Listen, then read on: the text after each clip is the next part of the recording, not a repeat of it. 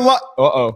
There we go. And we are live. Welcome back, ladies and gentlemen. I'm one of your co-hosts, Blake Ruffino. Alongside is my counterpart and co-host, Joe DeLeone. Good evening, good sir. How are you? I'm doing great. This is, to reiterate, last show that we will be doing for a week. I guess it's a week. No, well, we'll be back the 22nd, which is a week.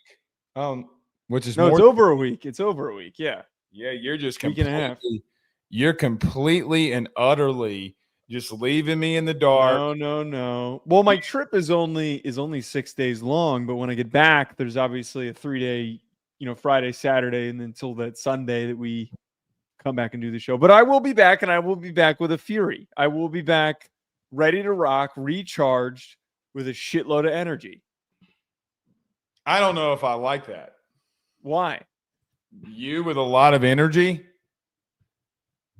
I feel like I come with a decent amount of energy for the most part. You do. I will say this. It's always good before the season because, look, we'll have August, or really all of July, all of August, September, October, November, December, January, Joe, that we're balls to the wall 24/7. We don't leave our respected places. So it's always good to get away, and I'm glad that you're going to be able to do that, and we'll be back when we are. But, Joe, this being the final show, we got something that we can discuss on, that being Ohio State and Texas, week 1, college game day, going to be there. We'll talk a little bit about Lee Corso, but kind of talk about that game a little bit and what we think about that as well.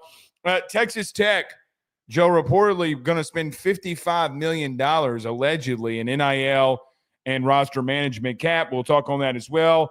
The new Pac-12, as TriStar says here, bring back the Big 8 with Washington State, Oregon, but that's not what it is. I thought he had all the teams in there. But We'll talk about the teams that will be in the new Pac-12 with the new rights deal that per Ross Dellinger, Joe, could help them expand to get other teams into their conference. And if we got time at the end, because On3, we need to be careful about talking about On3. They got hit with allegedly some allegations today. But they completely misinterpreted Brian Kelly's words and pushed this Garrett Nussmeier versus Arch Manning, so much so that their CEO had to come out and make a statement about those allegations. Well, I'm not sure about the allegations that you're talking about. I'm not either, but he had to put a statement out about it. But I do know that they took Brian Kelly's words out of context. They did take him out of context, but I think everyone who listens to the show knows that any chance that we can find a good debate, we will have one. So if we do get to that at the end, I think it's a very compelling conversation because it's two very unique players from two different backgrounds, of a guy who's stepping into his first year that has all the talent in the world, and a player who has been an established starter, but also is very gifted, that needs to correct a few things and could finish as the best quarterback in the SEC. It is a fair debate to be had. I don't think it is a foregone conclusion in either direction if Nuss or if Arch Manning will be the better quarterback by the end of the season. Here's the thing. There's not a foregone conclusion that they're the best quarterbacks in the SEC.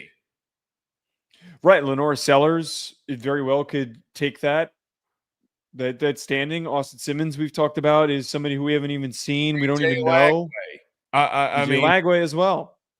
Joe, I mean, Marcel Reed, people are sleeping on Marcel Reed. And, oh, by the way, what happens at Bama? Right. There's always that shot that Ty Simpson, if he starts, for how long he's had to incubate, that he might end up stepping onto the scene and being tremendous.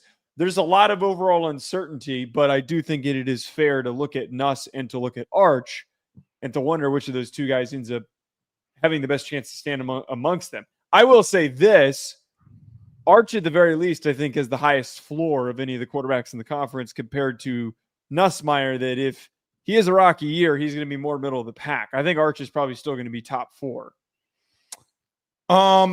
Let me ask you a question before we get rolling here. If his name was Arch Smith, would he be getting the push? I broke down Arch's tape. I am all in on Arch Manning. It has nothing to do with his name. You didn't answer my question. It has nothing to do with his name. That is me. Okay, I'm glad you said that, because if a quarterback went 4 touchdowns and 3 interceptions in 2 starts that he had against Mississippi State and ULM, you would not be saying that. There's no way that you would say that. Long. By the way, the other quarterback that did that was Michael Van Buren, who was a freshman. So if we're gonna do that, then. But I'm not evaluating and making the decision based on their stats. Nuss has started a shitload more games. I'm not talking about Nuss. What I'm saying here is if we're putting him before his first real season of starting, and I'm asking if his name wasn't Arch Manning, would you put DJ Lagway, Garrett Nussmeier? And by the way, I got to throw this out there. Would you put Taylon Green ahead of him? No, I would not. I watched Arch in his games, and I had the same thought of like, I'm not going to jump to any conclusions until he actually plays more games. And I was so blown away by some of the things that he did with such little experience. Not talking about him stepping into being a junior and being a sophomore last year. Forget that for a second. He hasn't played. He's gotten on the field. He's stepped in spurts. He's had a couple of starts for when Quinn Ewers was hurt. The things that he's able to do and that he flashed is special. It is. Like the instincts are the big key separation for me. So no, his name has nothing to do with it. And if anything, actually, I'd argue his name does factor into the fact that he's been around football for so damn long, and he's got Peyton Manning and Eli Manning to turn to whenever he needs advice. He looks like a pro. Peyton and Eli also had Art, their dad. But that's my whole point, is that it's still struggled as year one starters. I think that Arch is different. I really do. Okay. I'm telling you right now, you would not put him above some of these other guys if he wasn't Arch Manning. I'm telling you right now that I wouldn't. I watched his tape. I broke down his tape, and I wanted to, going into that. Joe, there's 2 games versus some guys that have 4 games. But I'm not sitting here just going off of like, hey, I watched him on TV. Oh, his name's Arch Manning. His 2 games are ULM and Mississippi State. I'm not saying that those games, and nor am I framing that he's going to win the Heisman. I am not saying that he is going to be the first overall pick. I don't think he's going to declare. That's not what I'm saying here. I'm saying that you could see the flashes of a guy that is an incredibly natural decision maker, that has incredibly natural touch, timing, all of those things. And Nussmeier and other quarterbacks in the conference struggle with a lot of those things. Joe, he threw 2 picks versus ULM. So, no. I'm not going off of the stats. Joe, okay. I'm telling you what I saw and evaluated. Okay, well, then don't go based off the stats. The film still says he threw the 2 picks that you must have not watched then. There comes a point I did watch those. Okay, so then there comes a point in time. What I'm saying is that you're saying he's not X, Y, and Z. Well, then you're saying he is by saying that I think he's better than Garrett, or I think he's better than these other quarterbacks. So you are putting him the number 1 quarterback in the SEC. I think that there is a very strong chance that he finishes the conference as the best quarterback in the conference. I don't think that's an unreasonable. I don't disagree with you, but I think that there's a lot more questions than people are willing to give answers for at the current moment. What we're already talking about this. Do you want to just keep talking? Sure. This segment? Fine. So just for clarification, Brian Kelly went on the Game Day podcast with Pete Thamel and with Reese Davis. Yep. In that, Pete Thamel made a joke and said, Coach, Reese is taking Arch Manning as the SEC quarterback 1 who's going to win first-team SEC quarterback. And BK just said, well, listen, I like Garrett because he has experience, and I think every young quarterback across the country and a first-time starter goes through and needs experience and goes through tough times. He never said that he thought Garrett was better than Arch. He said, I'm taking my guy. What else do you want to say? Which then on 3 pushed it saying that Brian Kelly said some form of comment that was not true. I listened to it. Go listen to it for yourself. He didn't say shit. He just said, I'm taking my guy. And a joke that was made by Pete Thamel and Reese Davis. What is he supposed to say? But it does spark the debate. Is Arch Manning the best quarterback? Even if you want to throw Garrett Nussmeier in there, is he the best quarterback in the SEC today? Not today. Not today. I think that would be reckless to say that the current moment. All right, well, then is he better than Garrett Nussmeier? I guess essentially is what's going on here. I was more looking at this at like, by the end of the season, who do we think is going to be the better player? Because there's not enough evidence of Arch Manning at the current moment to say, before the season starts, before week 1, is Arch Manning or Nussmeier better? We don't have anything to go off of. I am not going to use a small sample size as a driving force for where they stand right now before a game has been played. But if we're talking just general projection, and this is what my whole argument is when I'm talking about Arch. When we watch quarterbacks, my biggest emphasis is natural playmaking. It's just a natural feel for playing the position, a natural feel for pressure, a willingness to be aggressive and to trust your tools that you have to make big plays. Arch Manning did have turnovers in the games that he started. He did. He was trying to do a little too much on those plays. He was taking a little bit too much of a risk. He didn't see the traffic that was developing in front of him. I think just for the general, I'm not comparing him to Nussmeier right this second. I think that if Arch steps up the way that he can with the receivers that he has around him, with the offensive line, even though they lost a couple of guys, still well recruited, blocking in front of him, I think he can finish it is not hyperbolic to say that he can finish the year as the number one quarterback in the conference. He is that gifted. He is that natural. Natural is the key word that I'm coming with here. There have been so few quarterbacks that I have evaluated as a draft analyst that I have felt that this guy is incredibly natural. So that's what I'm sticking to. That doesn't make him better right now.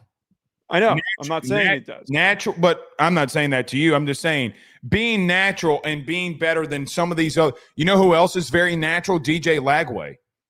Yeah, absolutely. And I think that DJ Lagway is going to be right there next to him.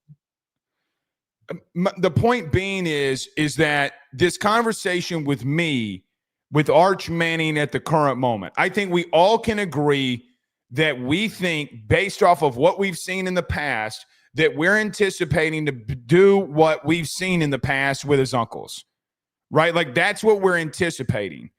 What I am saying, or what I was saying earlier to you, is the way that I feel. I watched him in high school. I went to 7 of his games living here in Louisiana.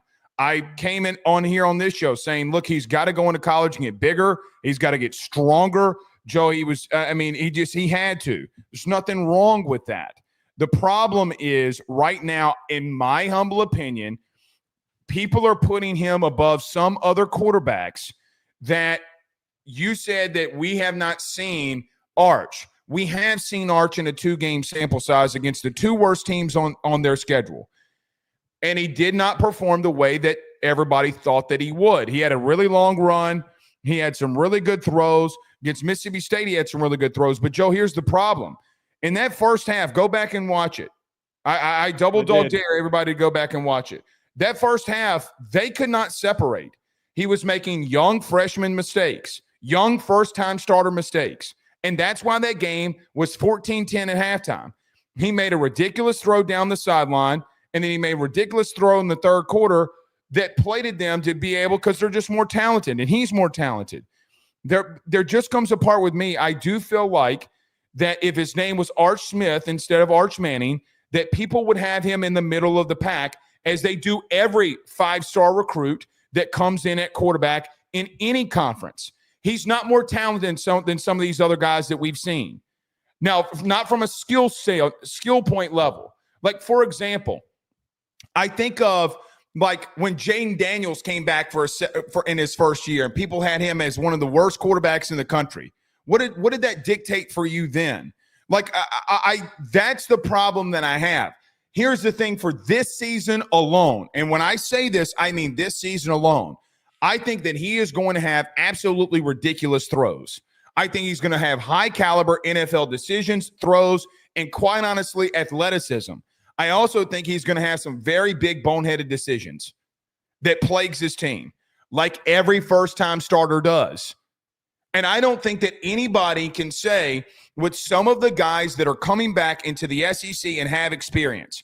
Joe, I don't know if this year he's better than John Mateer because of experience. Garrett Nussmeier. What does DJ Lagway look like?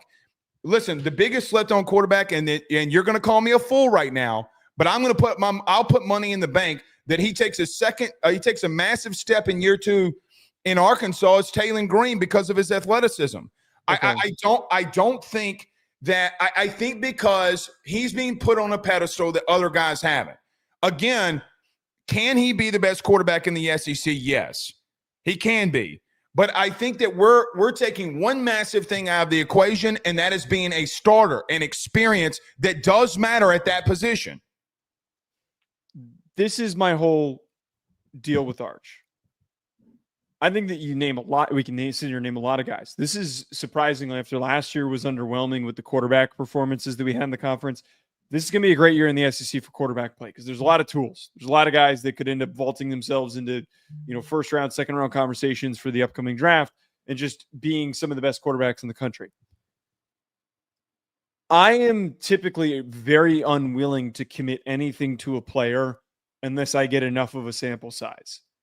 I understand that the games that he started were weak games on Texas's schedule.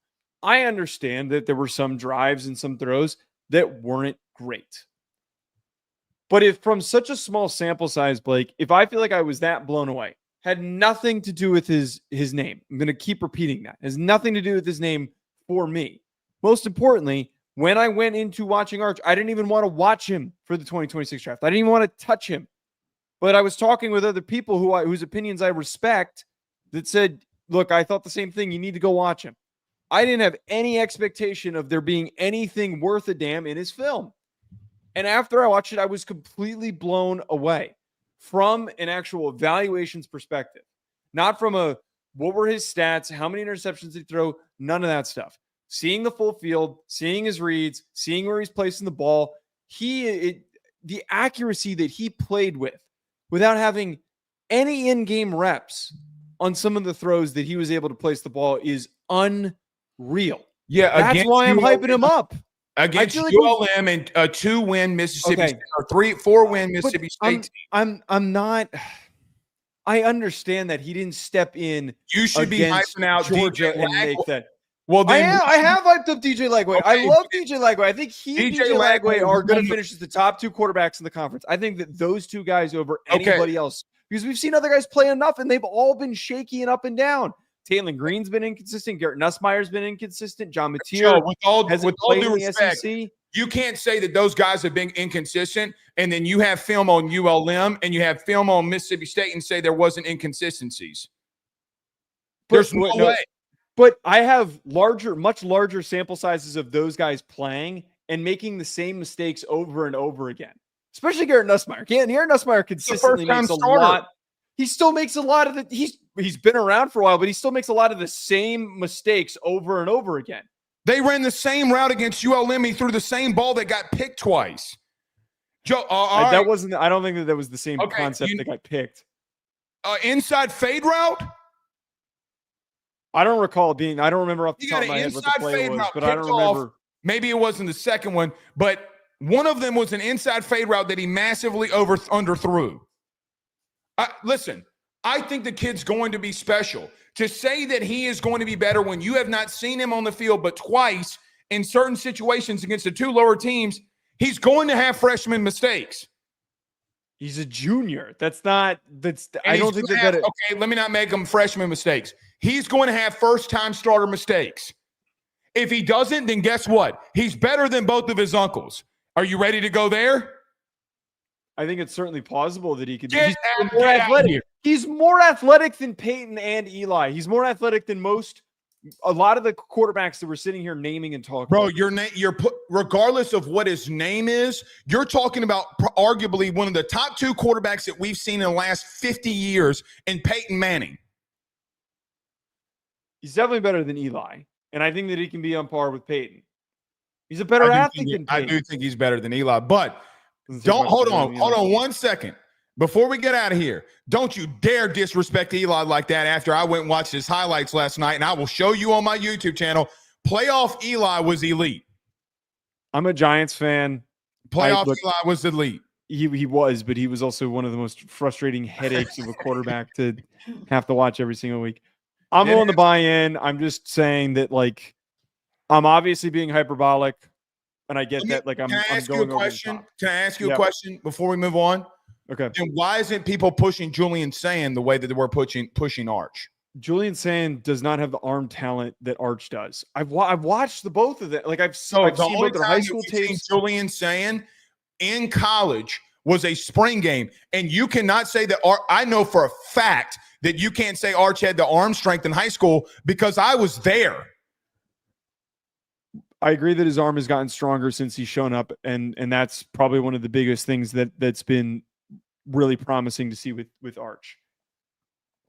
Arch does have a bazooka, though, and you got to give him that. He's got a I massive personally have heard a lot more excitement about what Arch is going to do this year from people around that program. I have not heard as much about Julian Sand.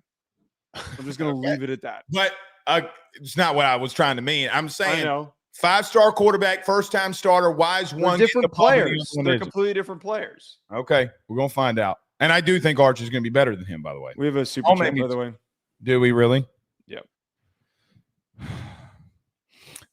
Elk says people crying that game day isn't going to Bama FSU are stupid. Are they really crying? There are a lot of people that are pissed off about this, which I did want to talk about. Florida State was 2-10 last year. That one, I don't think anyone should be crying about. I did think it was coming down between Ohio State, Texas, and LSU and Clemson. But as an LSU guy, there's absolutely no way that you can't go to Texas and Ohio State with two teams that were in the semifinals last year. And basically, I'm not going to say this. You're a Notre Dame guy. You're going to get mad at me. I thought that Texas gave them the best game in the playoff by far. Yeah, I don't disagree with that. Okay, well, I'm glad you don't, because it's the truth. They by far. I mean, Joe, they're at the 2-yard line. They almost beat them. Yeah, it's so. And by the way, we're about to talk about it next, so let's go ahead and get the break, and we'll do that there. All right. So, Alex, we got your $5 super chat. We're going to talk about that at the other side of the break.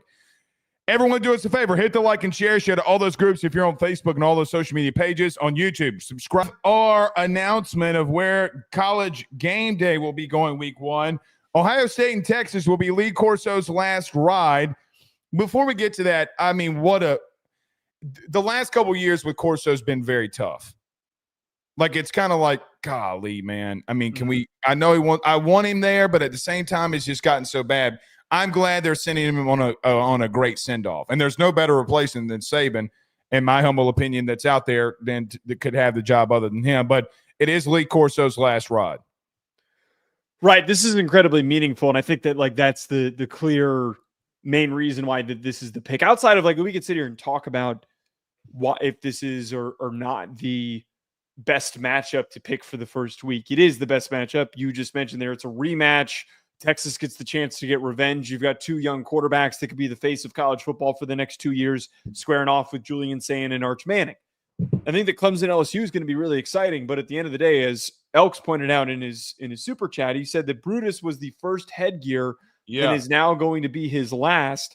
He has put on Brutus 45 times, first time being when Ohio State squared off with Penn State in 1996. So having the ability to do that with Lee Corso, even if Ohio State was playing Ohio or they were playing Bowling Green, I would argue I would still like for him to have done it at Ohio State for the significance of it. I don't know if it would have meant the same thing as what this can, but it's even better that it's Ohio State versus Texas.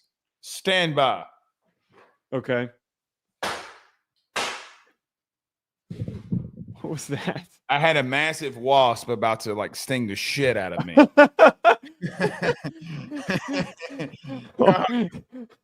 What? Dude, I'll Did you get it? Oh, yeah, I got it. I mean, you don't need to show me. You don't need to show me. I'm just joking. You got it. On the floor, but it almost stung the shit out of me. All right. I was not expecting that. In reference to Lee Corso, yes, you know what? He could do the funniest shit ever and pick Texas and put on the Longhorn. See, I didn't even think of that.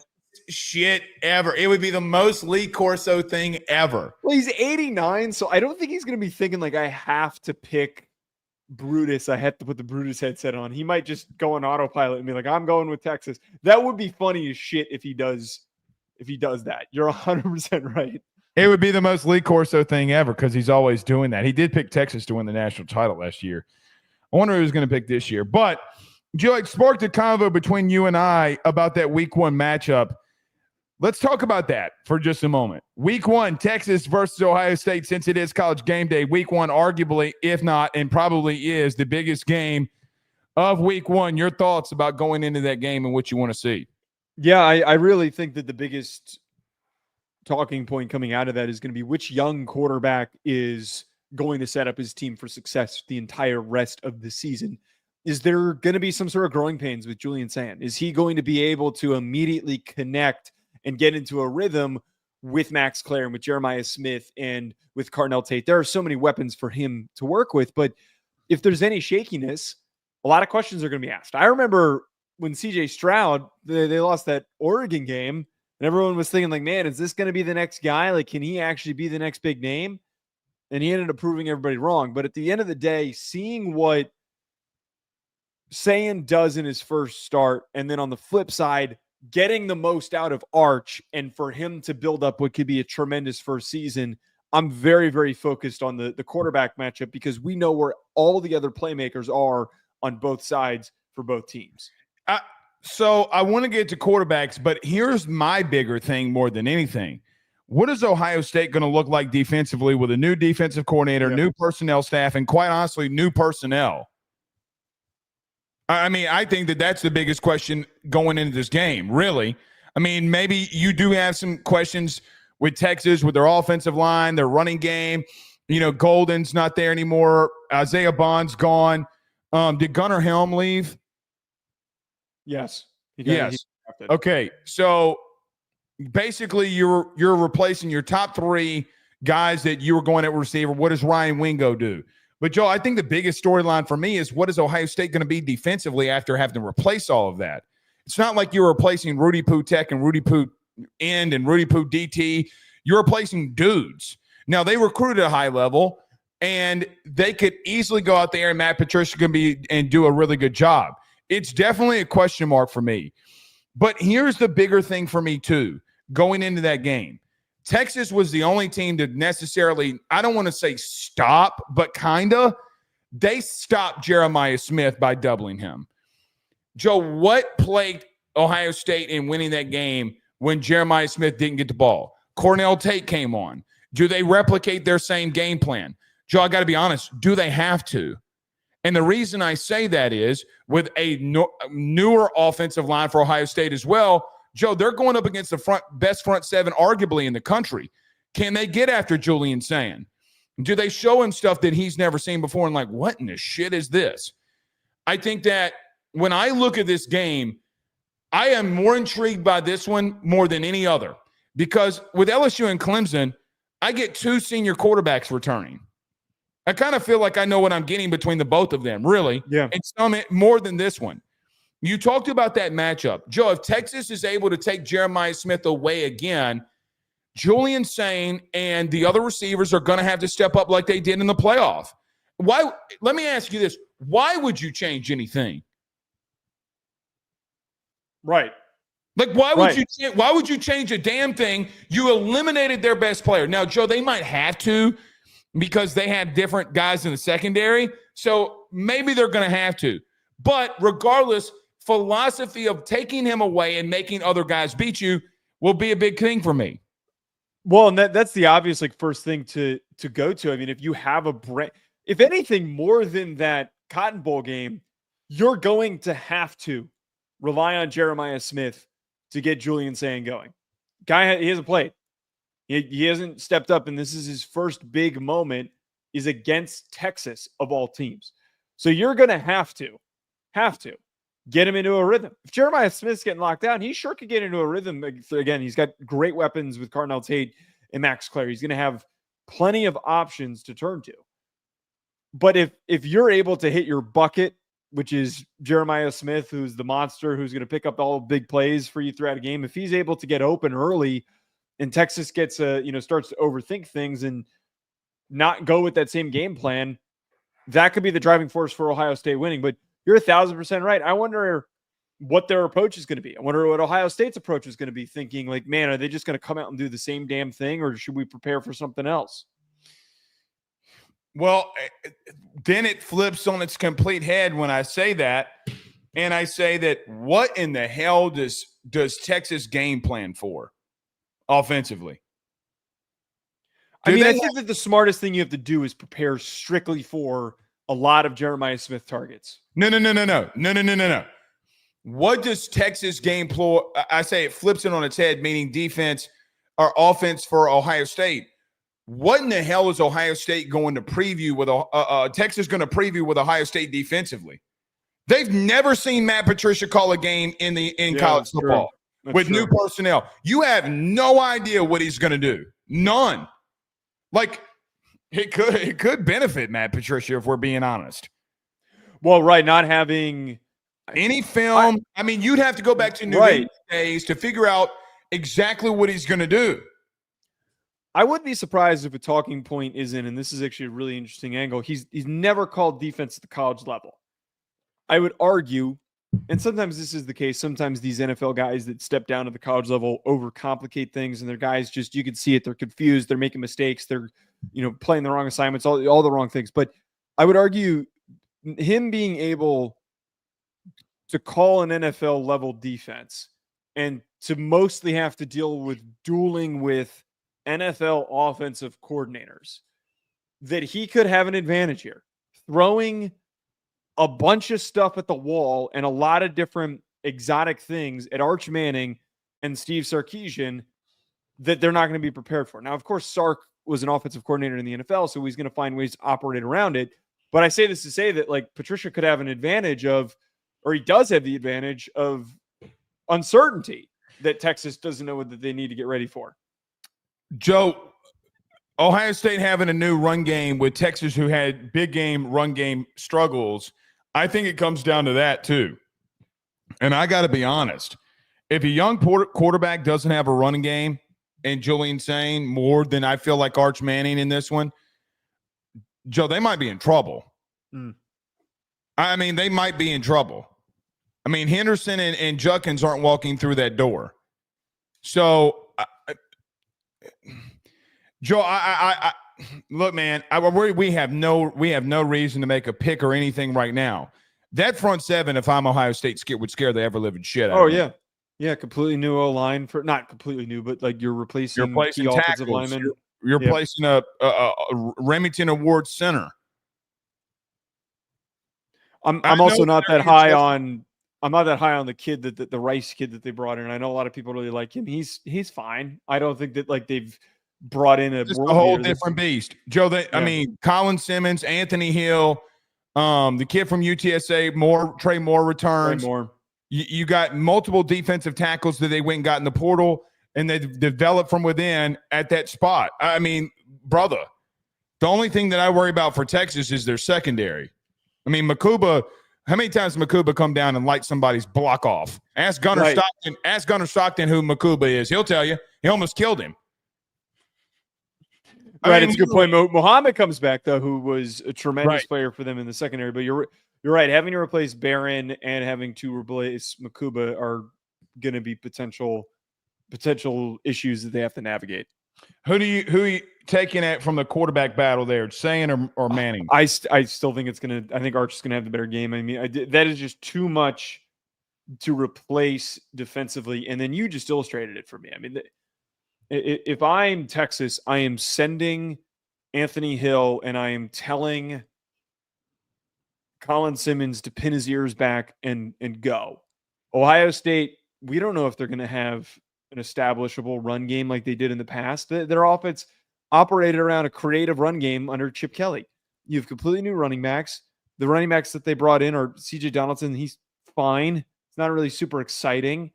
They've recruited decently well at the position, but I would anticipate and prepare to do whatever you can to rattle Sayin and to prevent Jeremiah Smith, just like you did in the Cotton Bowl, from getting open. It's going to be a very, very interesting game. That is for damn sure. Any final thoughts on this one? We had 2 other super chats from Elks. Oh, boy.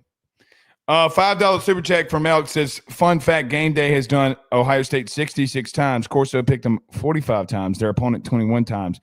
Ohio State record in those games is 45-21. Coincidence? So wait, I'm confused by this. I knew and I wrote down in my notes that the 45 here, he's chosen Ohio State 45 times. Is that true that every single time that he's picked Ohio State, that's what he's implying? That you're implying, Elks. You're implying that every single time that he has picked Ohio State, they have won. So he's 45-0 when picking Ohio State. He said so. The last time that Corso picked OSU opponent and won was 2010 Wisconsin. So, well, but that's different from, I don't know what his his record is picking against Ohio State. But Elks, are you implying that he has picked them? No, wait, what did he say? No, he hasn't said it. But I don't know. That seems a little bit too good to be true. I don't know if that's correct. Watch him pick Texas. I think he's going to. I think it'd be hilarious if he did. It would be freaking. Because at the same time as it would be great for him to pick Ohio State, he also doesn't want to go out being wrong. He also doesn't want to go out without making a massive splash either. Right. Exactly. The way to make them, because everybody knows that everybody's anticipating him picking Ohio State. But listen, in reference to Corso, reference to that game, Joe, it's as high intensity as, and listen, you know what else it signifies that no one's going to say, but it's the truth? Big Ten versus SEC. It's gonna mean a lot for conference. It's gonna mean a lot for conference people. If Texas goes in there and loses, the Big Ten people will be like, "See, we told you so." And if Texas goes in there and wins, and God forbid they lose the SEC, people are gonna be like, what? They didn't even win the conference. They went up to Ohio State and won. Like, what? Right. It's bigger than just the game, especially when you have that many at-large playoff spots. That game's going to be a determining factor in the mental minds of conference strength. It will be a huge. Oh my God, dude! I can't wait for those shows that week after. There's so many narratives that we can sit here and talk about. I mean, we might need to do a 2-hour show on that. But tell me that I'm wrong. It legitimately will be SEC. If Texas wins, everybody will say, "See, we told you not to do that about the SEC. We told you not to do it." I mean, and then everybody in the Big Ten will be like, "Oh, they had all new players, and they had a new DC, and they're just coming off a national title." I mean, tell me I'm wrong. That's going to be you're not wrong. That's going to get brought up, and that's my whole point. Is that there's going to be, just from that game alone, there's going to be a lot of talking points. Now, think of this: what if both of them are 10-2 at the end of the year? Because Texas is going to have a harder schedule. Texas is going to have they got to go to Georgia and yeah. We'll see. All right, speaking of the state of Texas, Joe, Brandon Marcello of 247 Sports said that it is believed that Texas Tech will be spending, with their total roster of TV revenue money and NIL, around $55 million. Joe, this begs the question, number one, where are they getting all this cash from? Oil. But number two, if a Big 12 team is going to spend that level of money in football, are they about to start making a run here and start running the conference? I legitimately think that this is going to be the start of that wave. And I'm not just trying to ride off the fact that we know that the Texas Tech fans, that they like us. A lot of money that's being thrown around, $55 million to go towards all of their athletic programs. But we know a good bit of that's going to go towards basketball, which has been one of the best basketball programs over the last few years. And their football team has been gradually improving. But I don't think people realize how ridiculous that $55 million number is compared to some professional payrolls. The Oakland Athletics payroll is $62 million. The San Jose Sharks payroll is $65 million. They have a lot of money to throw around. And that has been one thing since the NIL era and transfer portal. They have been improving, but they haven't really returned to that level of excitement of back when Michael Crabtree was there and Mike Leach was there. They haven't really gotten to that point yet. I really do have a pretty strong belief, Blake, that this is going to be that first year where they're going to finish top 3 in the conference with some really nice players that they added, that they will start a run of being one of the top teams in the Big 12. There is no reason why, with no Texas and Oklahoma, with this much bread, and if you can't win with this much money going towards your football program, you need to fire Joey McGuire and find a new coach, but I don't think that's going to happen. If you have every reason to succeed in the future. No one else in the Big 12 can spend like this. I don't want to say nobody, because I do think Arizona State does have a big booster base if they did tap into it. But here's where I'm at with this Texas Tech thing. Number one, can we make it to the conference championship game first? Can we just make it there first before we start? Because, Joe, we've seen teams all the time in all of sports spend a shitload of money, A&M, that legitimately spent a shitload of money and they fell on their face because of it. Now, my thing with Texas Tech about the Big 12, A&M had a lot of other teams, better teams that they're having to compete against. In reference to this, they got to start getting better in high school recruiting. They must. Because if you're going to spend that high level of money, you better develop from within. And you better get elite high school kids to come to your school. If you're going to spend Texas Longhorn type money, you should expect Texas Longhorn type personnel, should you not? You should.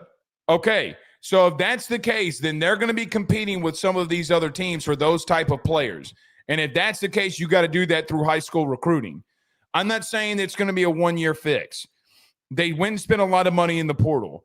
But there also just comes a point in time where I understand what we're saying, but for me, there's three things. They got to start recruiting better from the high school ranks. They got to continue to do what they're doing in the portal. And Joe, can they make a conference championship game before I do that? I think those three things for me. I know you're spending money, and great for you. I'm glad that you're spending money. I'm glad when a program from a not as big P5 or P4 will spend money like this to make themselves better. It shows dedication. At the same time, there are things that you got to do to complete that, though. I think those are really good points to bring up. And I think that there's two sides to this. There's past evidence before revenue sharing of what they've done over the past couple of years in the NIL era. They finished 23rd on 3 in the industry ranking, 23rd in 2024. In 2025, they finished 42nd. And right now in 2026, they are 40th, and the highest rated player that they have committed, they've got a lot of kids committed actually, is a 3-star.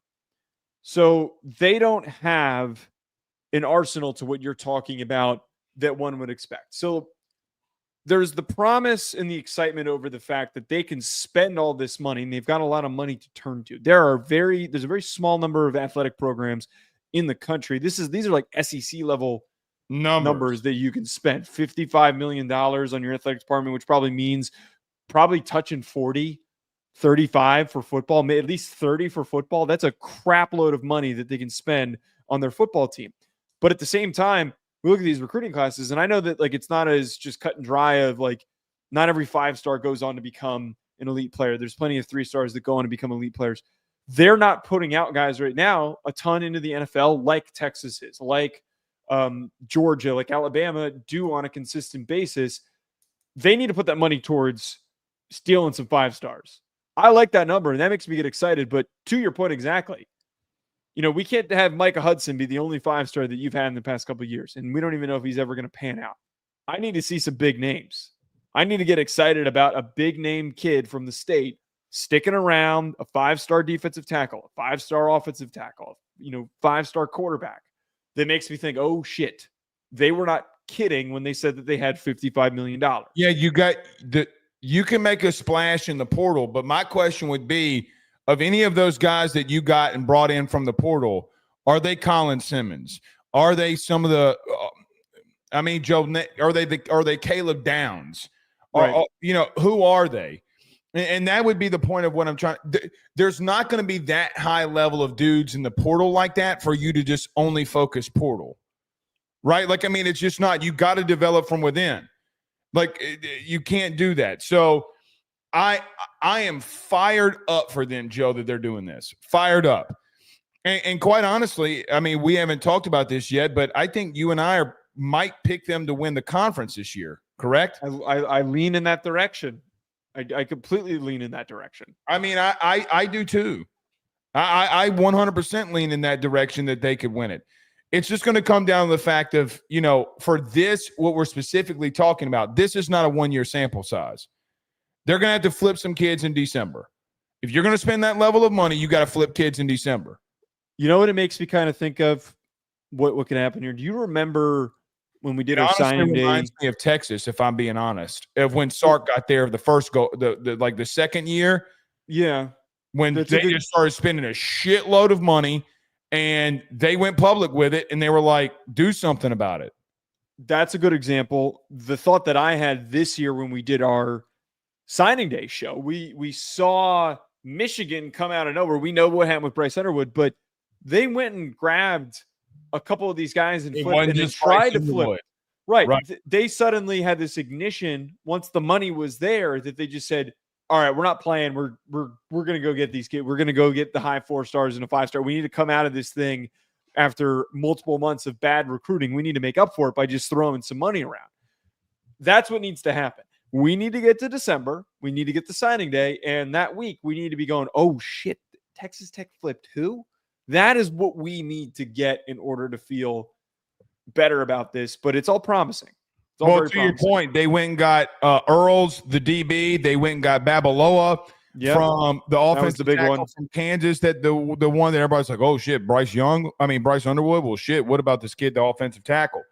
So you're right. You know, that's a good point. They got to flip some kids in December once they get this money infusion. Yeah, absolutely. The question is can anybody in the Big 12 match that level of money? That's the real question. I don't think they can. I don't know. Maybe Arizona State. Let me think. I'm trying to think. Maybe BYU. Maybe BYU. Yeah, but BYU ain't going to recruit like that, though. They ain't going to. And ain't nobody, with all due respect, I don't mean that. I know I joke around with this. Joe, to go to that kind of a religious school, it's different than going to Notre Dame. It's a much different scenario. You're not Mormon. It's a tough thing to mesh with. It's a very bought in for football. Joe, there's curfews. Yeah. I mean, like 9 o'clock curfews on weekdays. Like I don't, Joe, you play college football. I mean, study hall for freshmen is done at 9 o'clock. Yeah. Meetings would be done at 10. I mean, and also on top of that, I mean, like, guys want to go out. Yeah. And you're not stopping kids from going out if they really want to. Come on. No. All right. Joe, you want to get to this new Pac-12? Yeah, let's do it. Joe, the Pac-12 is back. Sure. I guess.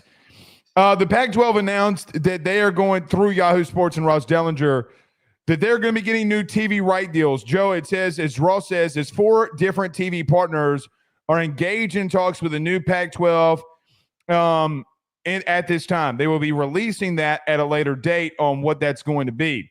But Boise State, Colorado State, Fresno State, Gonzaga, which, I mean, this Gonzaga doesn't have football, but I guess it's good for basketball. Oregon State, San Diego State, Utah, and Washington State will all be a part of the new Pac-12. In Ross's article, he does say that the TV revenue money from the 4 partners is going to make the Pac-12 seek other opportunities for expansion. So the funniest thing, like with this headline, and this news is old in a way. The new part of this, the new layer, is that they're close to nearing a TV deal. It's supposed to be 4 different TV partners that they could be working with. That was what the big problem was originally. That was what the kill shot was. There was no damn TV deal, and the goofball commissioner whose name I am forgetting, nor do I care to remember, he was the one who killed the conference because they couldn't figure out the damn TV rights. So them having a TV partner, you know, as we look back at this incident, and we detailed it, was one of the first things we talked about on the show.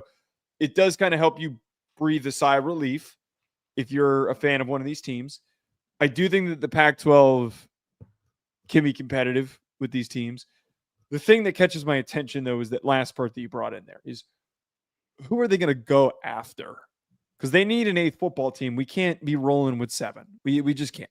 7 football teams is a wonky number. I mean, they should be trying to get 10 football teams if they can. Memphis is one of the ones that was brought up.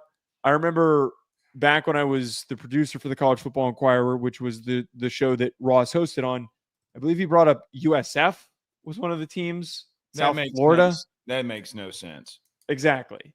The one that does make sense, I would go dig into as many of the schools in Texas as possible, because that's not that far to travel.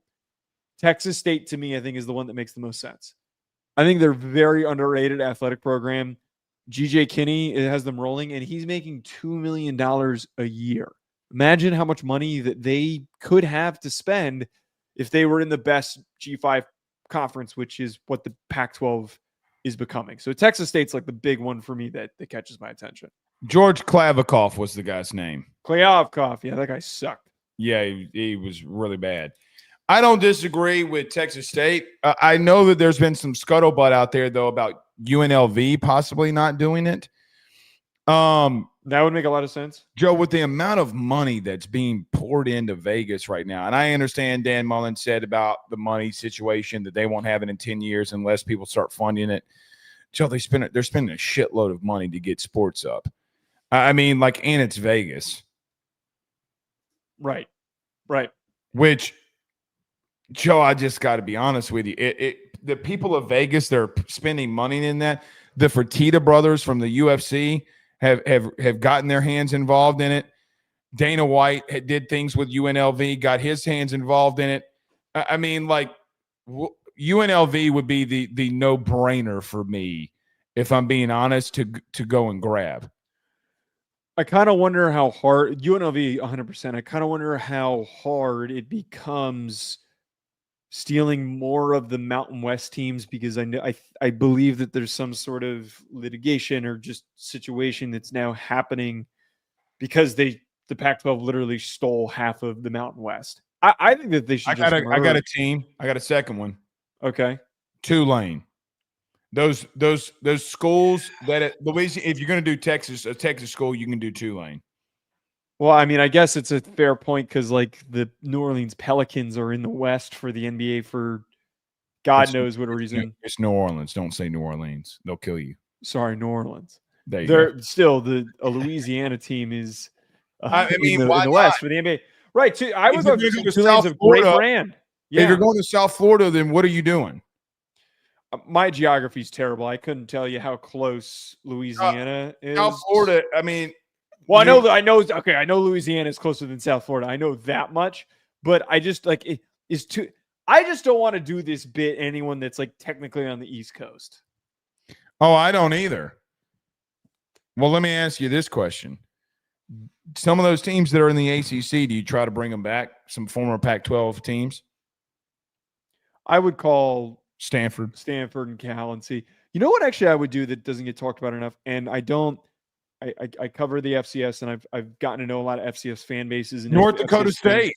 Well, I would go North Dakota State, South Dakota State, Montana State. All four of those programs have passionate fan bases. They will pack out every single stadium. It is reasonable traveling distance. I believe all of those have airports within close striking distance too, so it's not hard to get to. And quietly, some of those programs have a lot of money. Montana State has some revolutionary, like, and I forget exactly what it is, but like they're pumping money into their program way more than most FCS teams do. They probably could outspend Colorado State if they wanted to. That is what I would do. Instead of looking around at all these shit, mediocre G5 teams, who you want to poach, grab the teams that are right there that are consistently good. And regional. And fun. Have you watched the offense that North Dakota State runs? It's got some wing T into it. It's freaking awesome, man. They run down people's throats. Who's the running back that left and went to Miami? Chamar Brown, who left to Miami. Yep. Yeah, I remember watching him when we talked about him, and they were going power I, and all the fullback didn't have no teeth, and then he was redheaded.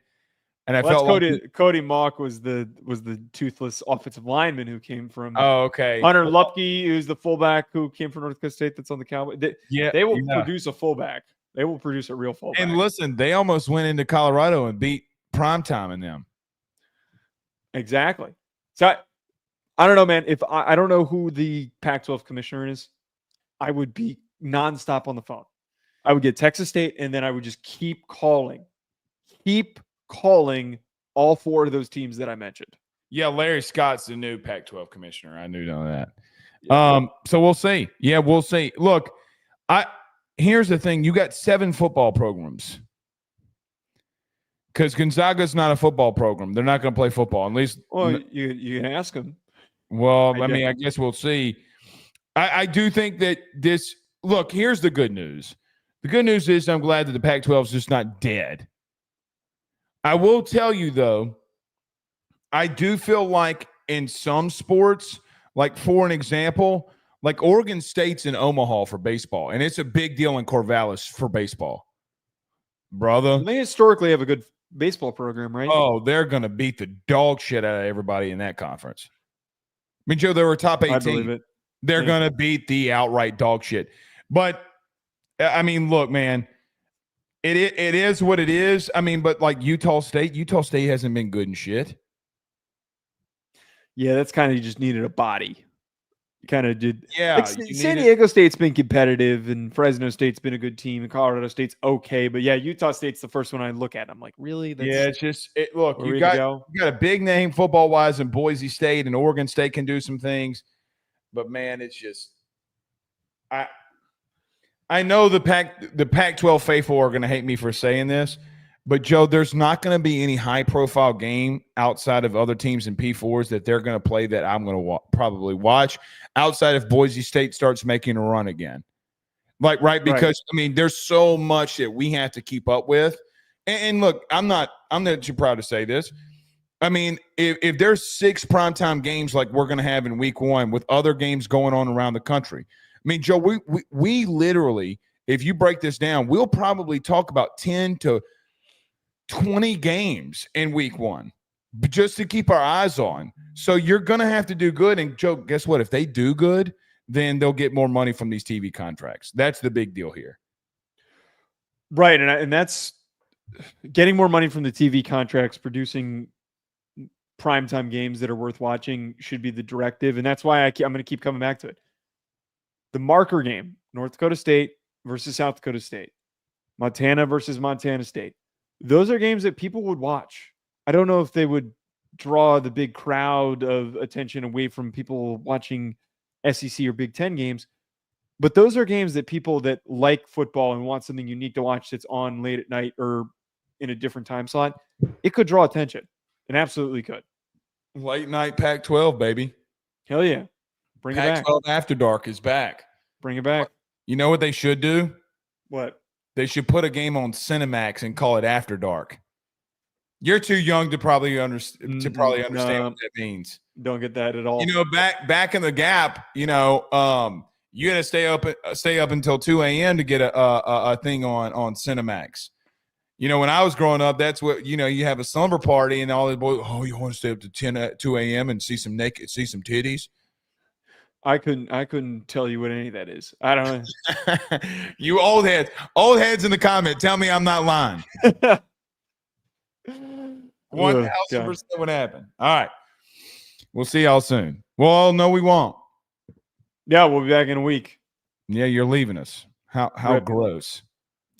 I'm sorry. First time I've no more super chats. Yeah, first time you go on a vacation. The absolute worst time in the off season to go to. I know, June. Brutal. Right. A lot going on. Absolutely so many things going on in June. All right. Well, Joe, have a great vacation. We'll see you guys in a week. Y'all have a good one, man. Peace.